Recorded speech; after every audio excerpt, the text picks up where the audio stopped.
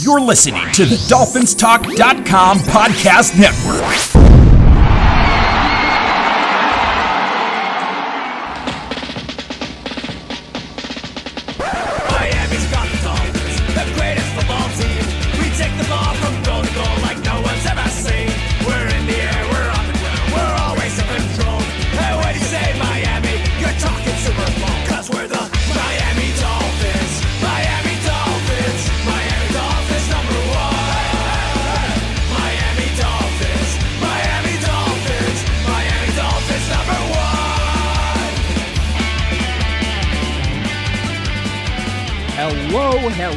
Hello, Miami Dolphin fans, and welcome to the Same Old Dolphin Show, part of the DolphinsTalk.com podcast network. I'm Josh Katzker. With me today and every day is my brother from the exact same mother, Aaron the Brain. Aaron, say hello to the people.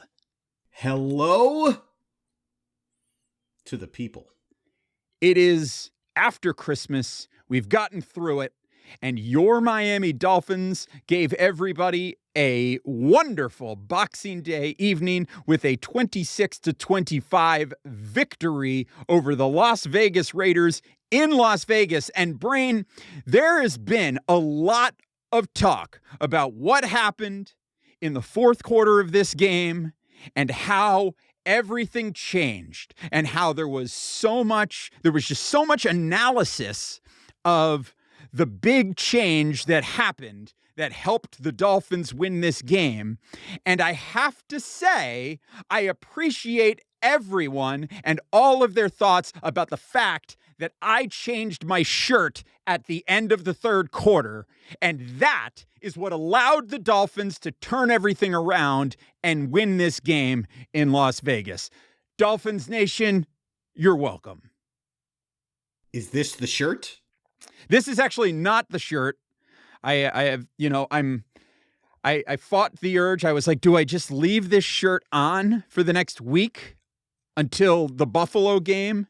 And I decided, you know what? That's probably not the right thing to do. Probably not gonna leave this shirt on for a week straight. So this is not, in fact, not the shirt. I was wearing a long sleeve early 2000s Miami Dolphins logo t-shirt. And I took that shirt off at the end of the third quarter and changed into a mid-90s Dolphins logo short sleeve shirt. And that was the spark the Miami Dolphins needed to turn it on and defeat the Las Vegas Raiders. So everybody, you're welcome is what I have to say about that. You're welcome. Of course, the big thing is Ryan Fitzpatrick comes in with some absolute Fitz magic. I mean, just incredible stuff. He dives into his bag of tricks. He pulls it out again, and it provides the Dolphins with the spark that they needed. And then they got some help on just an absolute miraculous prayer of a pass, aided by a personal foul penalty on the face mask, and the Dolphins find themselves miraculously in field goal position, and then they win the game. It's pretty remarkable, Brain. What were you doing? What was your reaction in real time when this happened? Because to me, this was the only moment I can think of that compares to this as far as even coming close to stakes was the Ray Allen shot for the Miami Heat in the NBA Finals. And those stakes were obviously much higher than this. But where it goes from you're just thinking the game is over, there's no prayer, we've lost, to suddenly we've won. And all of our hopes are still alive. The easiest comparison is just going back a couple of years to the Miami Miracle. Yeah, but the Miami Miracle did not have the same sort of weight attached to it as this game. Well, it kind of did, because we were still in a playoff race at that point. It failed to have meaning because the Dolphins did not win a game the rest of the season. But at the time, it was early December. that game kept the Dolphins season alive the same way this game kept the Dolphins season alive. So I would say that that's the closer comparison. I would not throw it in the same comparison as an NBA Finals game with your season completely on the line. Although, if the Dolphins lose this game, you're probably not feeling great about it. But, you know, considering the stakes of that Miami Heat team and everything that went into building that Miami Heat team, and the fact that if he doesn't hit that shot, they're 3 years into the big three and they've got one title to show for it, and everybody's looking at the entire organization as a failure. I don't think people are looking at the Dolphins as a failure if Ryan Fitzpatrick doesn't hit that pass. So I'm not going to go there. I'm not going to go there as far as the stakes. But what was I thinking? The fourth quarter of this game was at the same time the most same old Dolphins thing I've ever seen and the least same old Dolphins thing I've ever seen. And I don't know what to make of it. I still don't know what to make of it. I was watching it and I was like, all right, I think this team is different. They're going to make it happen. And then they give up the long touchdown to Aguilar. And I'm like, Jesus, this is so same old Dolphins. Then we go down and we score. Right, first we go down there and we get inside the 5-yard line. It looks like we're going to score a touchdown. I'm like, oh my God. And then we drop a touchdown pass, essentially. And we end up tying in. I'm like, all right, well, it was pretty same old Dolphins to not get in the end zone there. And then we give up the defensive pass interference, the score to give up the lead. That's pretty same old Dolphins. But then to have the miraculous victory after they missed an extra point, that it's bizarre. That was pretty outstanding. And then to go back and look at it, to really appreciate and probably further draw the comparison to the Miami Miracle from a couple of years ago, ESPN's win probability meter or metric, or I don't know how it's calculated. I have no idea either. It's just, I think it's a ridiculous stat. It's one of those things where how could the stat possibly mean anything? It's the same thing with the playoff possibility percentages. It's like, how does this stat mean anything? But somehow, well, I guess on any given play, there's a certain percentage based on the history of plays that a certain result is going to happen. And so, however they came to it, when there was 19 seconds left on the clock and the Raiders were up 25-23, the Miami Dolphins, or the Las Vegas Raiders, had a 99.9% chance of winning that game, meaning the Dolphins had a 0.1% chance of winning that game. That means they had a 1 in 1,000 shot to win that game, and they got it done. And it felt miraculous, especially when you look at the throw that Ryan Fitzpatrick made with the guy pulling his face mask as he releases the ball. And the fact that it's Mac Hollins who dropped the pass that might have been a touchdown on the drive prior, coming up with the biggest catch of the game. I mean, it had Team of Destiny feel to it. It was really, really, really wild, especially after the Raiders took the steps, and in my opinion, there's been a lot of consternation about this, but in my opinion, did the exact right thing by falling on the ground and not scoring the touchdown and giving the Dolphins the ball back with a decent chunk of time left, especially after Ryan Fitzpatrick comes in and is flinging the ball all over the field. The last thing the Raiders want to do is punch the ball into the end zone and give the Dolphins the ball back with, a minute and a half on the clock. So the Raiders decide they're going to run the clock down as far as it'll go before kicking the field goal to take the lead and then giving the ball back to the Dolphins with barely any time on the clock. This was, you'll remember the Falcons game earlier this season where Todd Gurley falls into the end zone to score the touchdown when they were trying not to score the touchdown. And as a result of going into the end zone to score the touchdown to take the lead, the Lions got the ball back and were able to turn that into a victory. This is the same situation, except that, the clock didn't expire while the Raiders had the ball. So that might be the one flaw. And I guess the idea is if you give the ball back to the other team with any time at all on the clock, there's a chance. And we've now seen the Dolphins a couple of times find a way to turn that chance into a game-winning score, which is pretty remarkable. But I thought they did the right thing there. So I was really feeling pretty down, it went from the Dolphins basically, I don't want to say losing all hope of the postseason, but it went from the Dolphins needing a ton of help to have any chance at the playoffs to the Dolphins retaining control of their own destiny heading into the final week of the season. And we're going to talk about the playoffs and all of those permutations here in just a moment. But first, as we always do, a reminder to you, if you're not doing so already, to make sure you're following us on social media. I am at Amplified to Rock on Twitter. He is at Aaron the Brain. That's at Aaron the Brain. The show is at Same Old Dolphins. And our Facebook page is facebook.com/Same Old Dolphins. We invite you to give us a like over there. Download, rate, review, and subscribe to the show on Apple Podcasts. We really appreciate all of you taking some time out of your busy holiday schedules to leave us some positive feedback. Thank you to everybody that has done that. We really, really appreciate it. And those of you that have reached out to us on social media, thank you. We appreciate that as well. All of your kind words are greatly appreciated. And even if you haven't commented to us, you haven't said anything, you just listen and you enjoy listening to us a couple times each week, thank you for taking some time out of your busy schedule to listen to a couple of schmucks like us ramble on about the Miami Dolphins. It is really greatly appreciated. And I'm not going to forget about it this time. Go to youtube.com. Hi, YouTube. Hello there.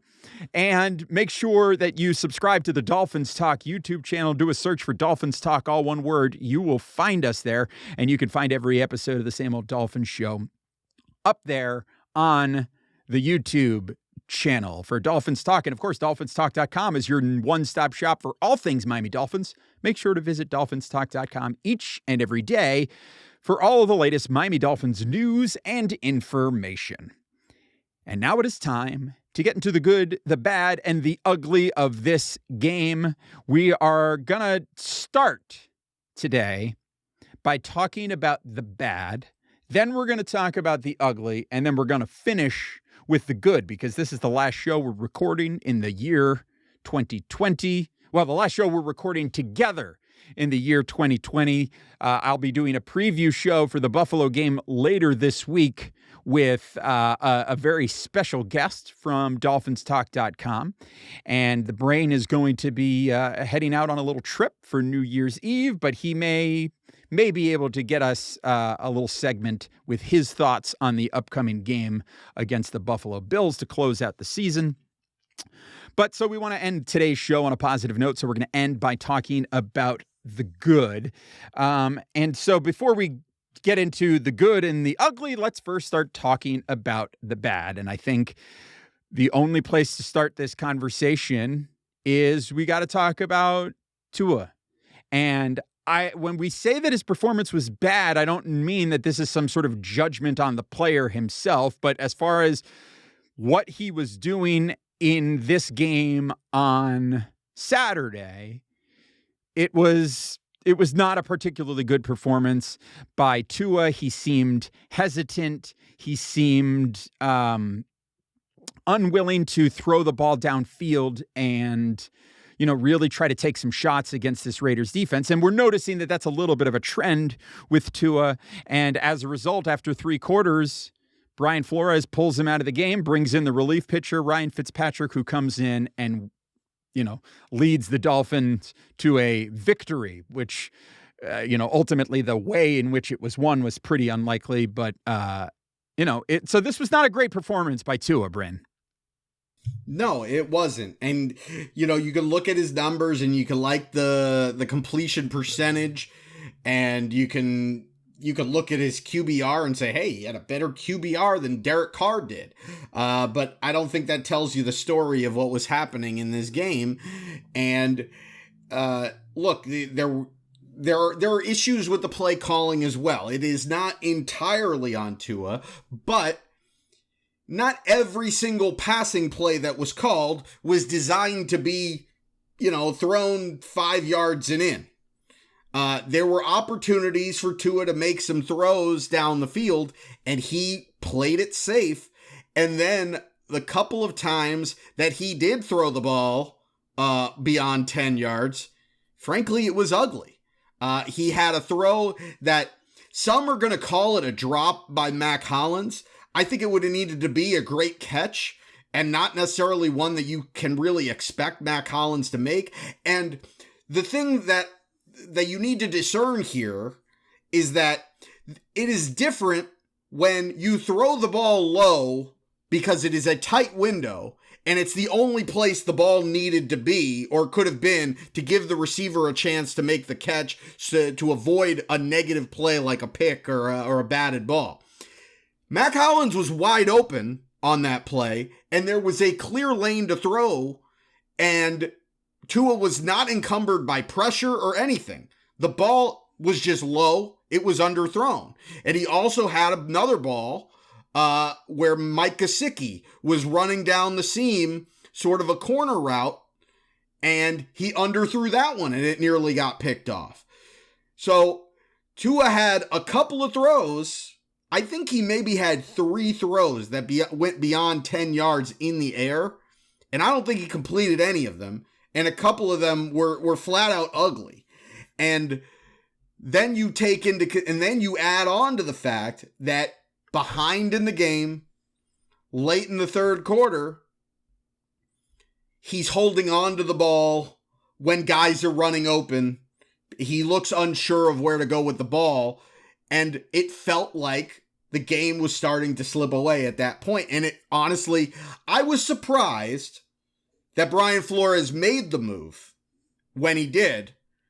But the fact that he made it when he did made a whole lot of sense, because I even tweeted on Twitter after that last sack. I said, Tua right now is looking a lot like the Tua that we saw prior to him getting benched against Denver. And sure enough, when Miami got the ball back, it was Ryan Fitzpatrick under center.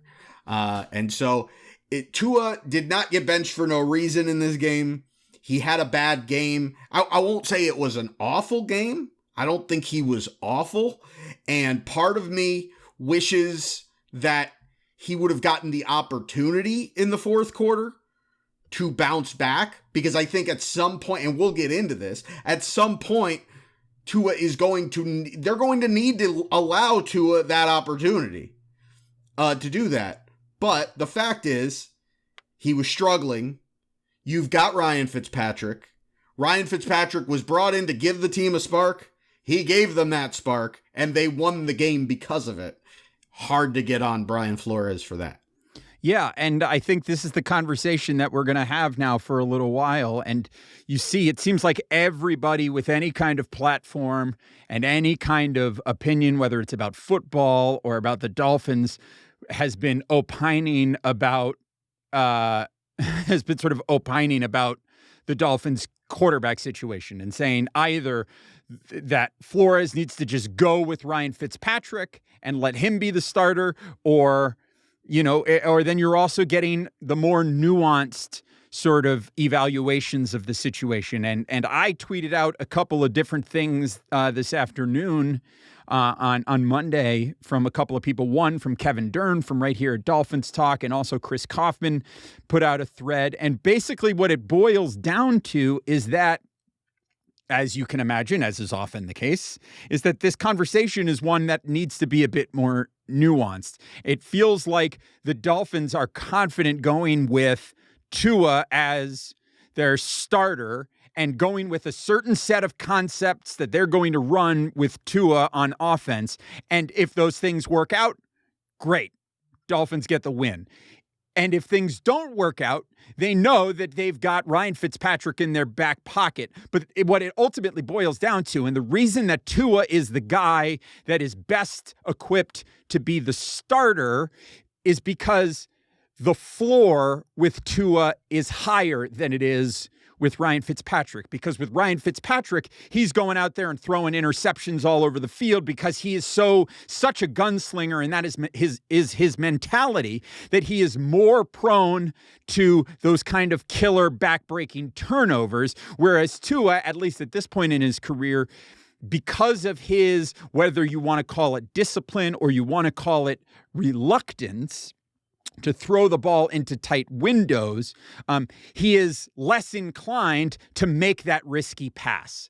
And so at this point, it seems like the Dolphins feel comfortable giving Tua this slightly more conservative offensive approach to run.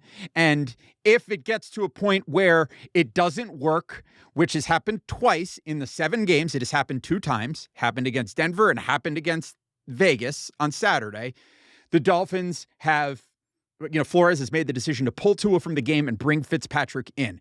Both times, and I'm going to say this, the decision to bring Fitzpatrick in and add a spark worked both times. The Dolphins didn't win both games, but they were very close to pulling off the game against Denver, and they actually did end up winning the game against Vegas, although if things go, it's a game of inches. If things go a couple different ways, perhaps they lose the game against Vegas as well. But the fact is, the offense was given a charge with the arrival of Ryan Fitzpatrick. And I would encourage you to read Kaufman's thread, because he points out the fact that, Ryan Fitzpatrick is a gunslinger and he's YOLO. He's going to throw the ball down the field. And he's not going to care. He's going to go for the 50-50 balls and let his receivers do their thing. But with that being the case, in the game against the Jets, which was the game he started, we get to the fourth quarter and the Dolphins still only have 13 points. So is it that significant of an upgrade that you need to have Ryan Fitzpatrick start? Clearly, the Dolphins feel that it's okay to go with Tua. At least that's what they're riding with at this point. I don't have I don't look at it as Tua's got to start because Tua's got a higher floor. Frankly, I don't know that Tua has a higher floor. I think Tua has a higher ceiling, but I think he's got a lower floor because, frankly, what you're going to get with Ryan Fitzpatrick.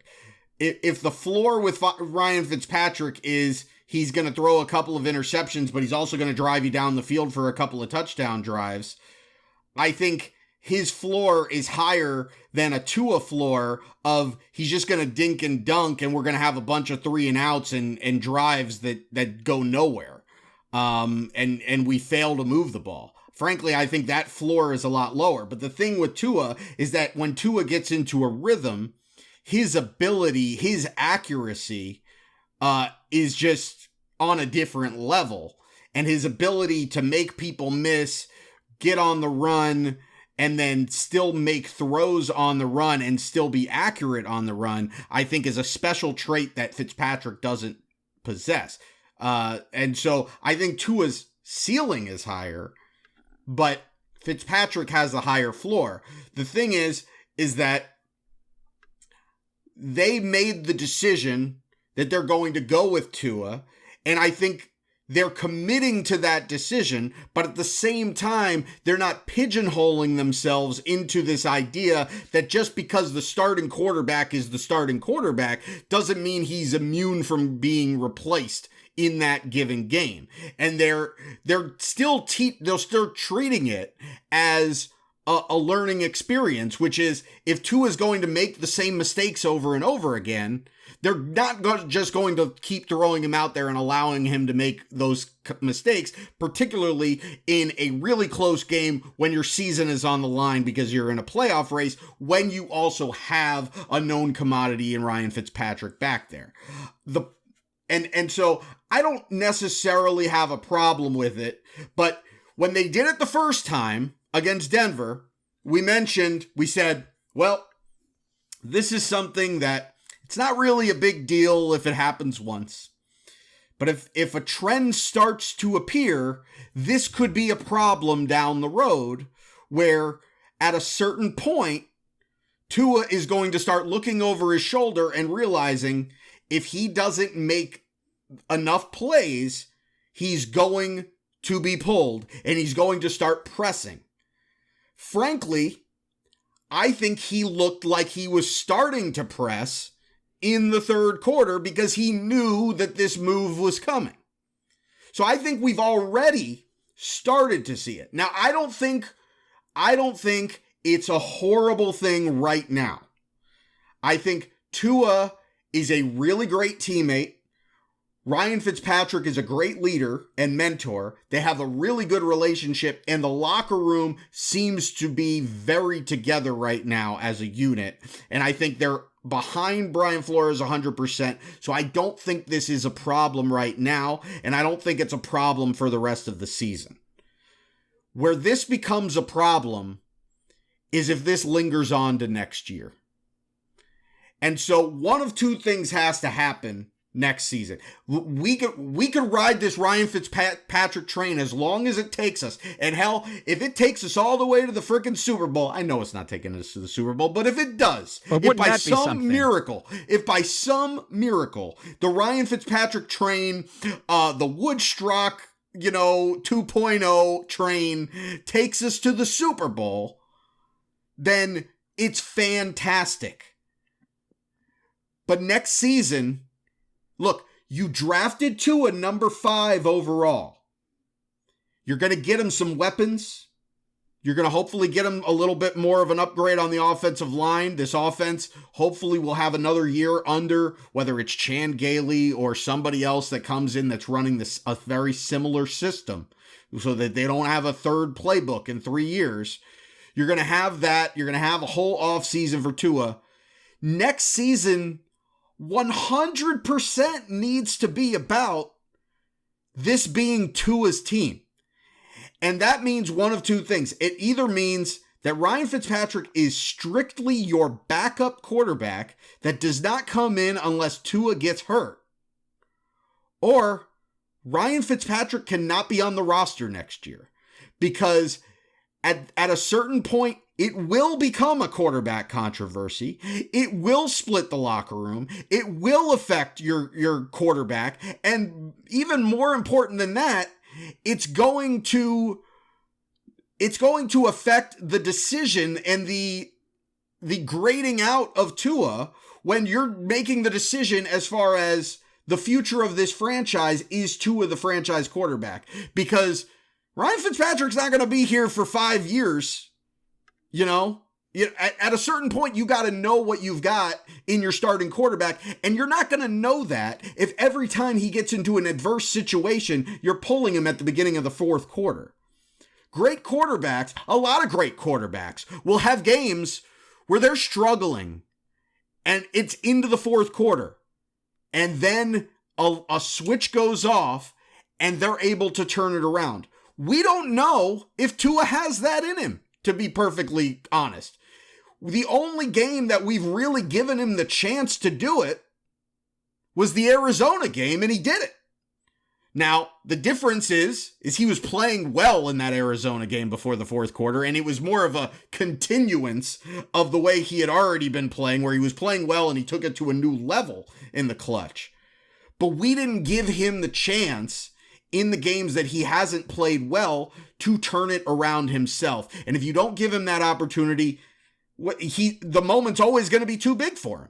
At a certain point, you gotta get rid of the security blanket. Right now, Ryan Fitzpatrick is the security blanket, and I feel warm and cozy right now, and I feel super happy that we have that security blanket. But enjoy it while we've got it this year, because I don't think you can have it next year.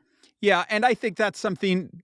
Next season is going to be next season. And I think once you've had Tua with the opportunity to spend a complete offseason, a proper offseason, proper training camp, and an opportunity to spend a bit more time with presumably this same offensive coordinator, I think you'll really get a better sense of who Tua is as a quarterback next year. I think the way to look at this, and I don't want to get into this whole conversation again about, Tua being compared to Justin Herbert and Joe Burrow and these other rookie quarterbacks, because it's really not an apples to apples comparison.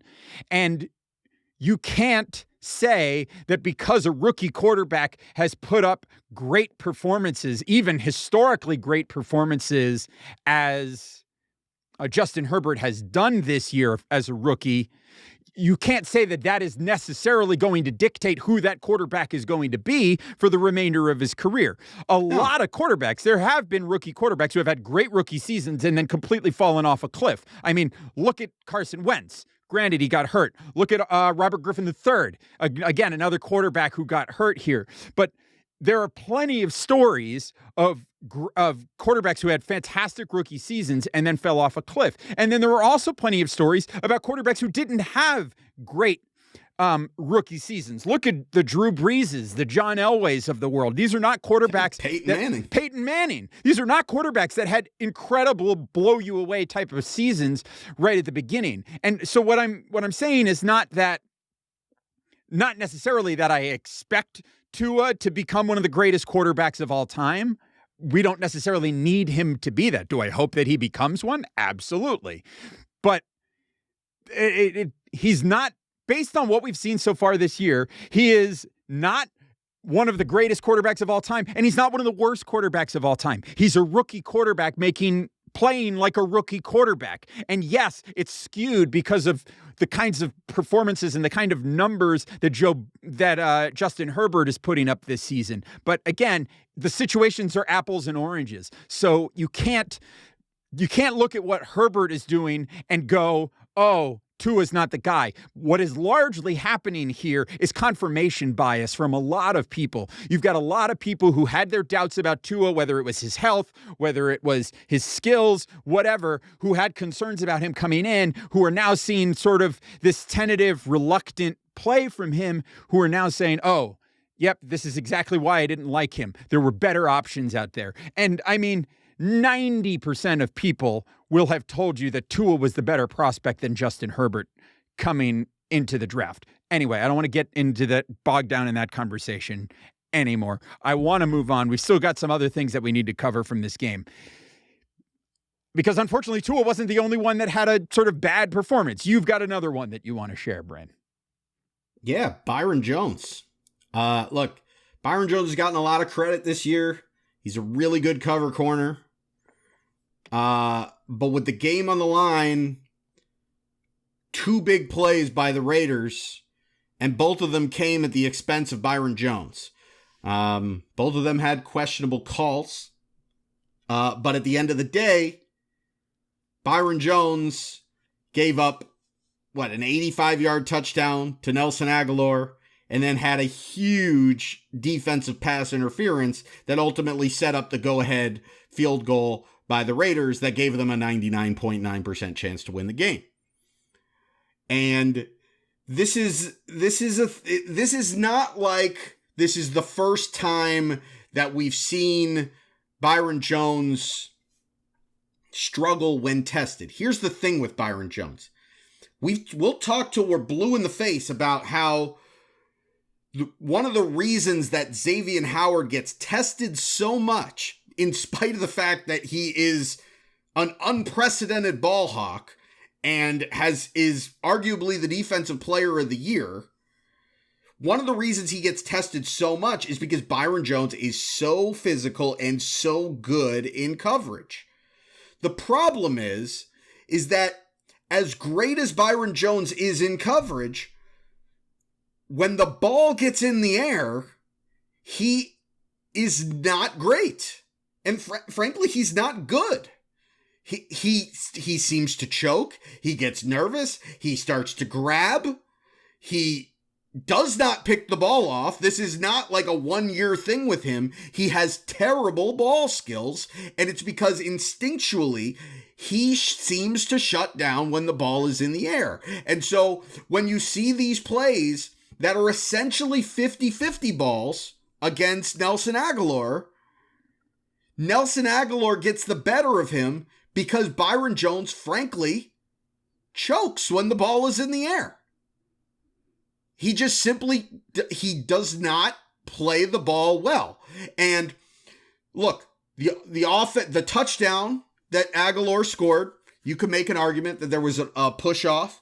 I think there was clearly a push-off. Yes, Was it a there significant? clearly was. What was it a significant enough push off to warrant offensive pass interference? It's debatable. Should have been. It's debatable, but it wasn't called. Byron Jones failed to make a play on the ball. Aguilar made the play on the ball, caught it, ends up running for a touchdown. The next possession, the pass interference. Now this one got very heated. To Big me, time. Look, the ball is in the air. Byron Jones is beaten by about a step, half a step, no problem. He could easily play the ball, which he does, but before he plays the ball, he does what Byron Jones does, and that is he chokes when the ball is in the air. And so he grabs onto Nelson Aguilar's shoulder. Grab is now you can really, you can argue whether or not that had an effect on Nelson Aguilar or not. The fact is, clear as day, if you're watching that in full speed or especially in slow motion, clear as day, you see Byron Jones grab onto the shoulder of Nelson Aguilar before letting go and jumping up and making a play on the ball. When the ball is in the air, if you grab onto the receiver, you are, regardless of how much you are altering that receiver, you are putting yourself out there to be called for defensive pass interference, because that is a snap judgment call where the official is going to look at it and they're going to say, hey, he grabbed the receiver. The official's not going to go back there. I mean, I guess you could challenge it and they could go back, but let's face it, they're not really overturning these pass interference calls. But they don't have that rule this on the receiver's anyway. Shoulder before you make a play on the ball, it's going to be called pass interference. And the fact is, he didn't have to do it. He did it because he choked. And that's what Byron Jones does when the ball is in the air. And frankly, we've been lucky this year because not many quarterbacks have tested Byron Jones for whatever reason. When you really think about it, I don't have the numbers in front of me, but the last I saw, Byron Jones is giving up, I believe, a passer rating of over 100 when teams actually throw to him. The thing is, teams aren't throwing at him because they're just assuming, hey, Byron Jones has this guy covered. But the fact is, when you got one guy on the other end who's giving up a passer rating of about 45, leads the league in passes defense, leads the league in interceptions, is going to be the defensive player of the year, at a certain point, you got to start going after the other guy who might be the best damn cover corner in the league, but he's not going to pick the ball off. And more often than not, he's going to give you a pass interference or, he's going to give up a completion. Well, and so I think we've gotten lucky that not more teams have tested Byron Jones all season long. And frankly, we've talked about, I don't know if we talked about it, maybe it was just Twitter fodder, but we talked about the potential that Xavier Howard may be looking to restructure his contract, get a new contract extension, get a raise, partially because he's no longer the highest paid corner on the team because Byron Jones got that contract this year. If Xavier Howard does that, you got to pay Xavier Howard. And quite frankly, at that point, Byron Jones might be the corner that you want to trade. Yeah, well, I was going to say, this was going to be the transition to the ugly, which was, and I got my eyes on the Bills game over here. We're recording during the Monday Night Football game between the Bills and the Patriots, which influences the Dolphins' future a little bit. We'll talk about that here in a little bit. But, I was going to transition from your talking about Byron Jones as the bad to talking about the officiating as the ugly, because I really did believe that there should have been an offensive pass interference called on the Aguilar touchdown, and there should not have been a defensive pass interference on the when it was called on Byron Jones, which completely sort of swung where the game was headed at that point. And I think that there has to be some consistency with refereeing. And I don't like to complain about the officials, but as far as ugly goes, there wasn't a ton of ugly in this game. I guess you could say, Jakeem Grant made a couple of bad special teams plays. There was an ugly special teams moment on a missed tackle by Clayton Fedgelum early in the game, although Fedgelum made up for it on the fake punt run that he had. But, and then Jakeem Grant getting injured was ugly, and it sounds like the Dolphins are going to be without him at least for Week 17, and if there is a season beyond that, it is doubtful that he's going to be part of that at this point. But, the officiating and the inconsistency there was really problematic, because I think if you're going to call the DPI on Byron Jones, and whether Byron Jones should have been in that position to allow that DPI, to even put him in that position, then, that's one thing. But if you're going to call that DPI referee, then you've got to call the pass interference, the offensive pass interference on the play before. And if you're not going to call that one, don't call the second one. But regardless, the referees did what they did. And I wasn't particularly happy about that. And I don't want to dwell too much on it. Let's move to the good, because there was plenty of good. First and foremost, as we touched on earlier, Ryan Fitzpatrick is good. Ryan Fitzpatrick came in and was the spark the Dolphins needed, the bullpen guy. He comes in out of the pen and he stops the bleeding and allows the Dolphins to really turn it up offensively. It's amazing to look at the comparison of stats in this game, because you've got Tua, who was 17 of 22 for 94 yards, and that's through 3 quarters. And then Fitzpatrick, just in the 4th quarter, goes 9 of 13 for 182 yards. I mean, that is the statistic. A lot of times the numbers themselves can be deceiving, but these numbers are not deceiving. They show you that Ryan Fitzpatrick came in there and threw it. And okay, granted, I'll give you the Myles Gaskin touchdown was just a heck of a play by Myles Gaskin. And that's another guy we got to talk about being good, because Gaskin was terrific.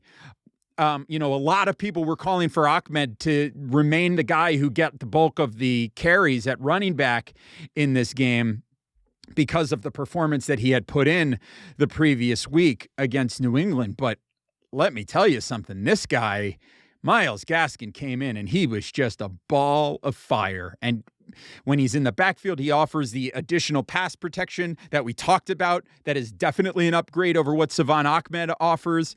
And just the skills on the ball and his ability to make moves and fake guys out of their shoes. This is a man that does not stop. He gets his motor running and it just goes. And it was just a great performance from Myles Gaskin. And I think if you're a Dolphin fan, you got to be excited about what that could offer you going forward, because, listen,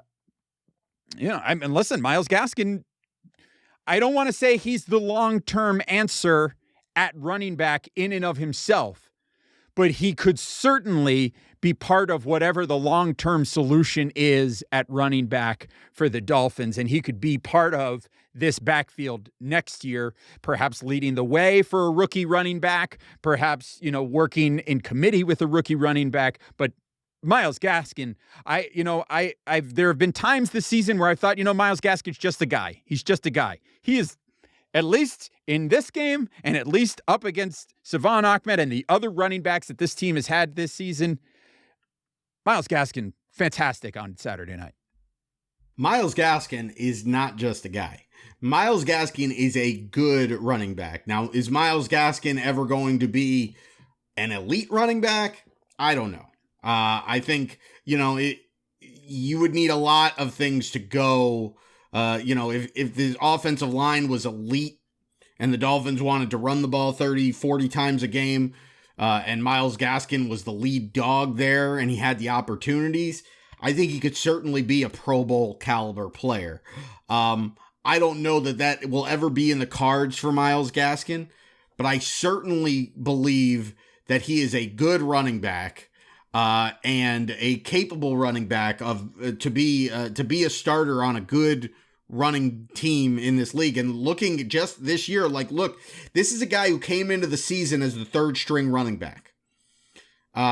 He largely, he did play and he did actually, was the most productive back for the team the first couple of weeks of the season, but he didn't really start to get the lion's share of the work until about a month into the season, or at least like week 3 or week 4 into the season. Then he missed, a considerable amount of time with injury, then missed a game because of COVID. And here we are going into the last game of the season. He is 105 yards away from scrimmage from having a 1,000 yard from scrimmage rookie season. Well, not rookie season, 1,005 yard or 1,000 yard from scrimmage season, which is an impressive feat, especially considering that this is a team that by and large for the majority of the season has struggled to open up lanes for their running backs. So what Myles Gaskin is doing, not just running the ball, but also catching the ball, he is absolutely going to be a part of this offense, but it may not be as the starting running back going forward long term, but it may very well be in that James White role, where James White has been an integral part of the New England Patriots offense for it really hasn't been that long, but it seems like it's been already like 6-7 years now that James White has been this integral part of the Patriots offense, and he's never really been the starting running back. And that's, I think, the ideal situation here for the Dolphins is you get a stud running back, and Myles Gaskin ends up being your kind of change of pace, and it's going to be a committee between Myles Gaskin. I think Savon Ahmed has done some things this year that show you that he's going to be on the roster next year.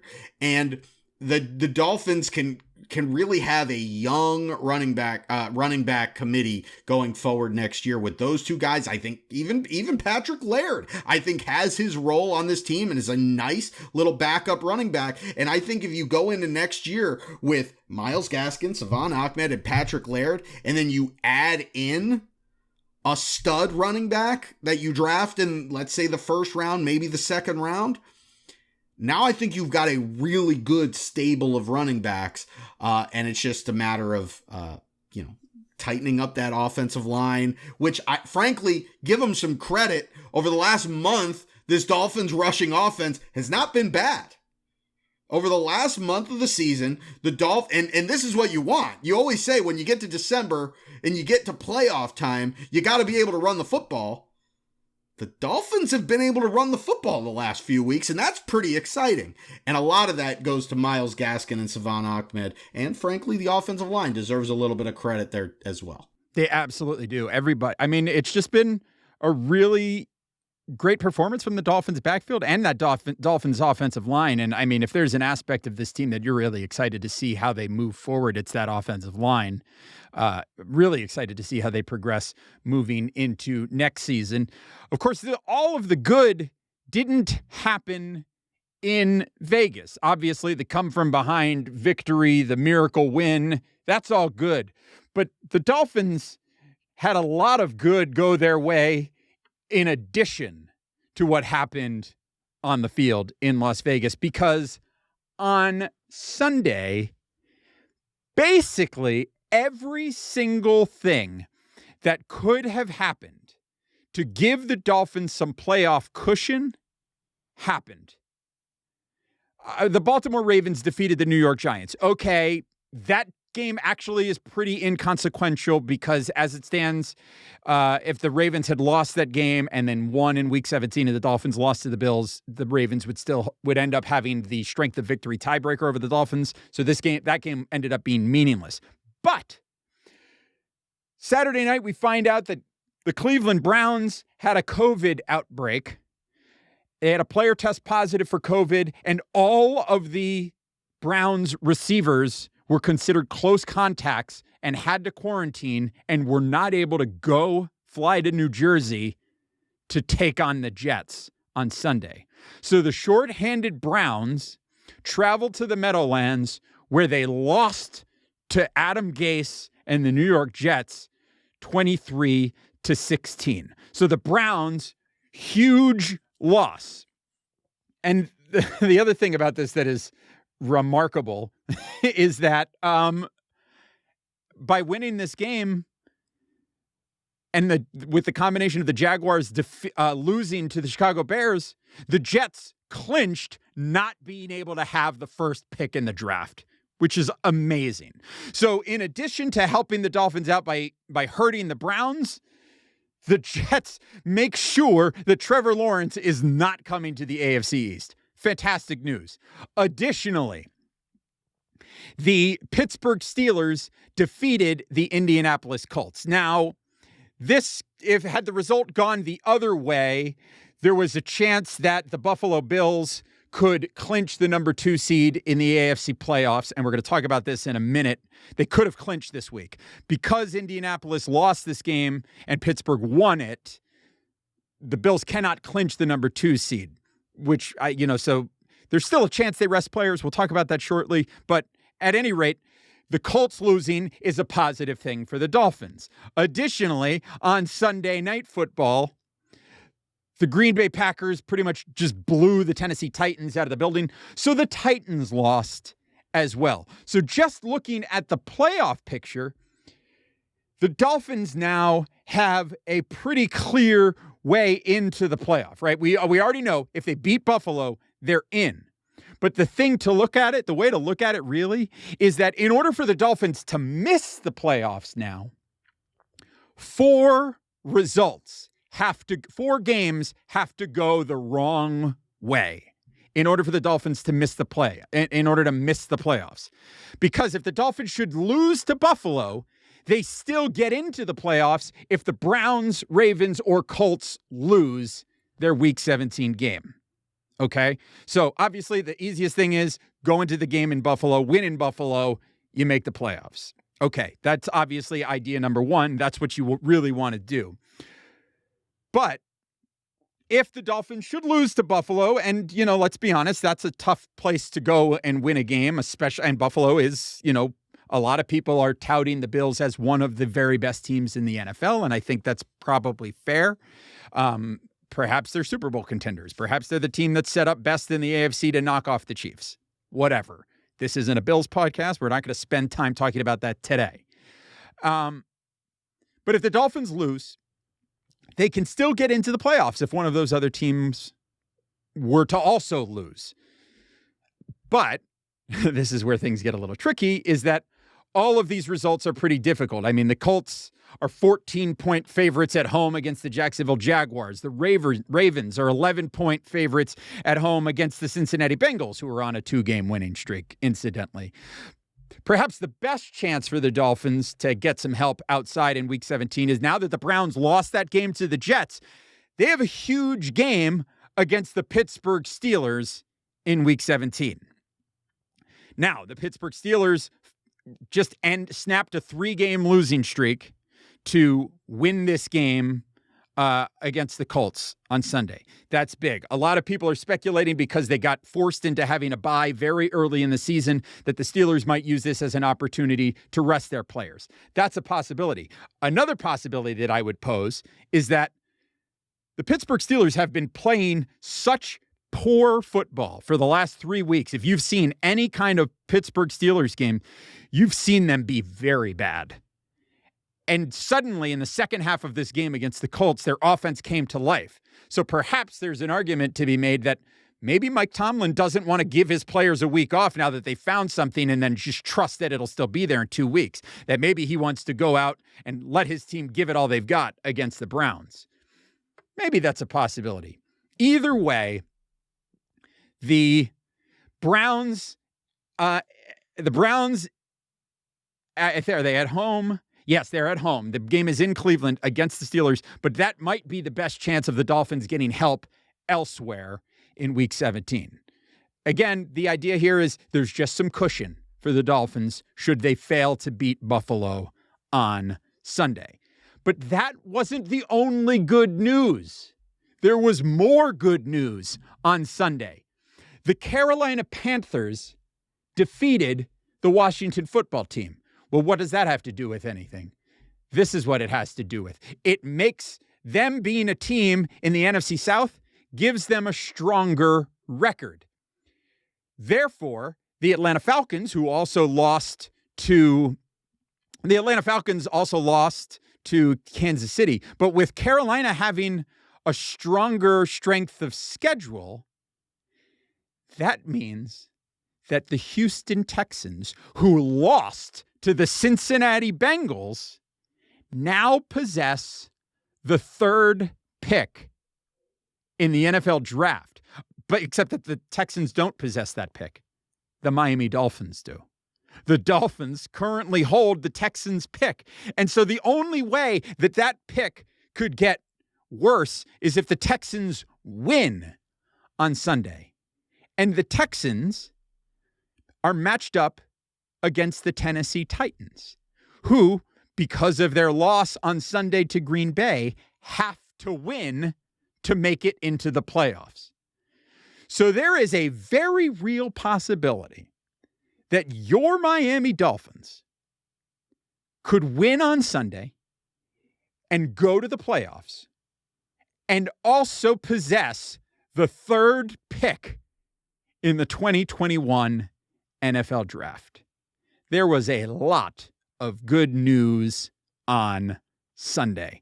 Of course, the news really that we've got to talk about, Brain, and how it really most directly impacts the Dolphins is the Bills thing. You know, we were sort of hoping, I don't know about you, but I was sort of hoping that the Bills would clinch the 2 seed this week. They currently lead the Patriots on Monday Night Football.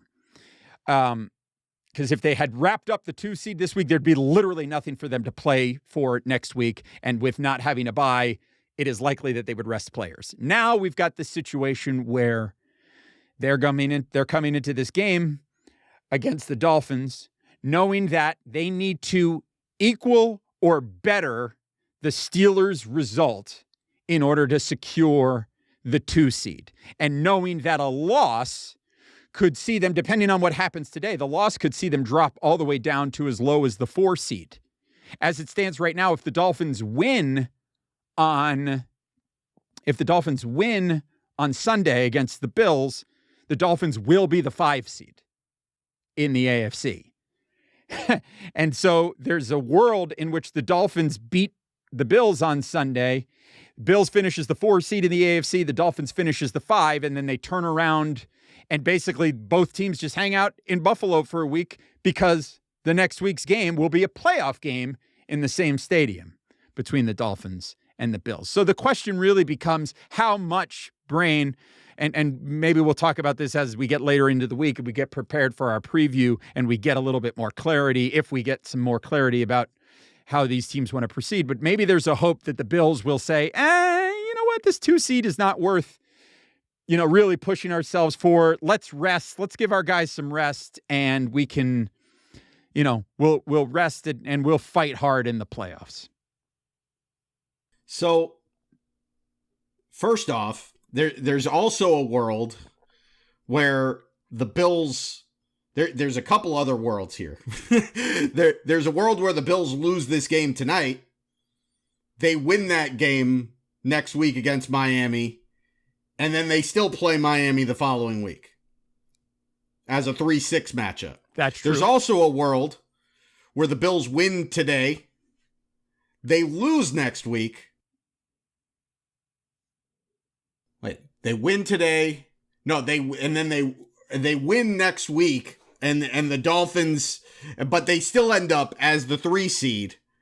Well, no. There's still a world. There's still a world. There is a good. Let's put it this way. There is a good chance. This is some good permutations. Depending on what happened. There's so many different things that can happen, but there is a good chance that the Bills are going to play the Miami Dolphins in the first week of the playoffs. So there are 2 things here at stake as far as Buffalo's headspace going into this game. The first and foremost thing is, which is always the case, is what are you playing for? Like, what is the best thing that could happen? And what they're playing for is the potential of being the number 2 seed, which means the potential of having a home game in the second round of the playoffs. And if something goes well for you, if you win that second round game and the number 1 seed loses their game the following week, you also get a home game for the conference championship game. So you potentially have 3 home games. And there's a But the thing possibility. is- There's a possibility that the Bills may have up to like 6,000 fans in the stadium for their home playoff game, if that makes a difference. So I mean, do you look at that and do you first off, I don't think the coaches are looking at that and they're thinking, oh well, we got to win so that we get the 6,000 ticket sales. I don't think that's crossing Sean McDermott's mind in preparation of this game. Ultimately, you're thinking about home field. Now, what do you have to lose? The biggest thing that you have to lose is injuries. Right. I mean, if Josh Allen plays in this game and gets hurt, if Stefon Diggs plays in this game and gets hurt, if John Brown plays in this game and gets hurt, that has a huge impact on Buffalo's ability to win regardless of where they're playing in the playoffs. And does the home field matter enough in a season where you're talking about maybe having 6,000 fans? Does it really matter? Because I'm looking at the Bills' record right now. They're 6-1 at home and they're 5-2 on the road. I look at the Kansas City Chiefs are the best team in football right now. 6-1 at home, 8-0 on the road. I look at the Dolphins. They're 5-3 at home. They're 5-2 on the road. The home road splits don't seem to be, adding up to a whole lot of anything right now. And it seems pointless to risk injury. But now let's say, hey, look, injuries can happen. You just got to play. We want to play. Well, there's a world where Buffalo beats Miami. If they lose this game tonight, there's a world where they beat Miami, but Miami still sneaks into the playoffs, and then they play Miami the following week. So does Buffalo, with really not that much to play for, want to go out and show their best game plan going into a game against a team that they may very well be playing the following week? Miami, on the other hand, they got to win. Miami does not want to rely. I mean, they could easily miss the playoffs if they don't win. So Miami's got to win. Miami's got to do everything that they can do to win this game. So Buffalo could easily look at this game and say, hey, we're going to go out there and we're going to try to win, but we're not going to show everything. We're going to play this thing like a preseason game. And we're going to see everything that Miami throws at us, and we're going to play it very close to the vest. And that way, if we end up playing against Miami next week, we know what they want to do. We know how they're going to attack us, and they have no idea how we're going to attack them. I think that there is way more at stake for Buffalo to really go out there and play this game like it's a supremely important game than there is for them to gain by wrapping up the number 2 seed. I just don't think there's a lot there.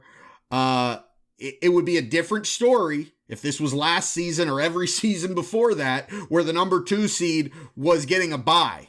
That would be huge. They would have definitely something to play for there.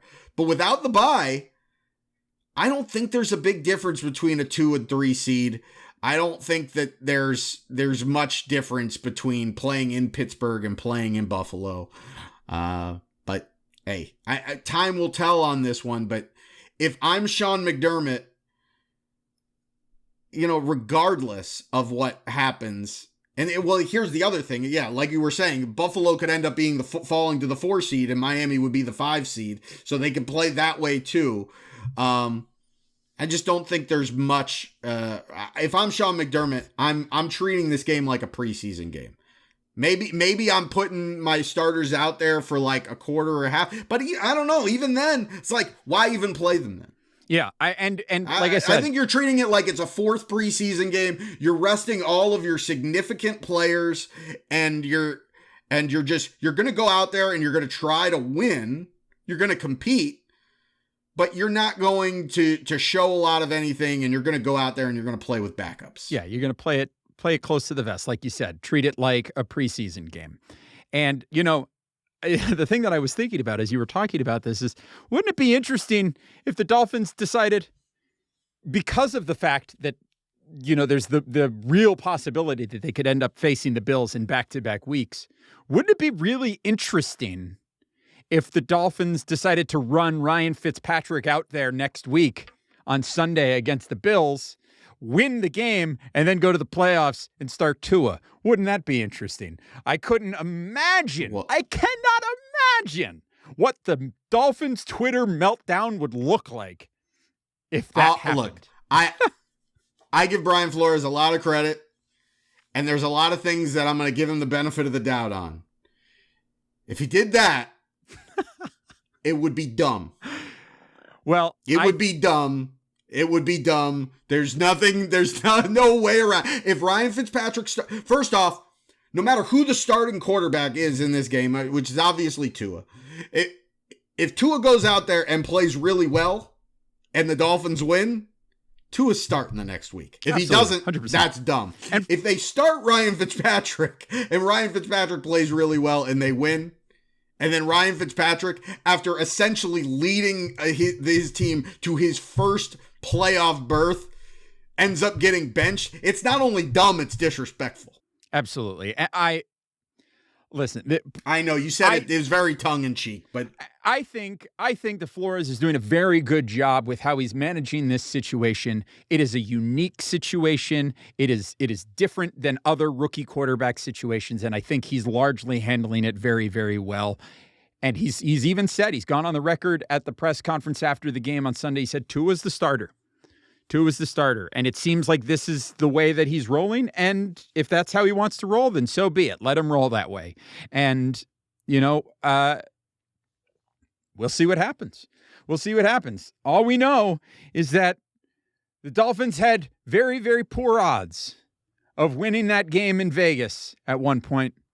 But then Ryan Fitzpatrick, old Fitzmagic, came into the game and he said, "Never tell me the odds."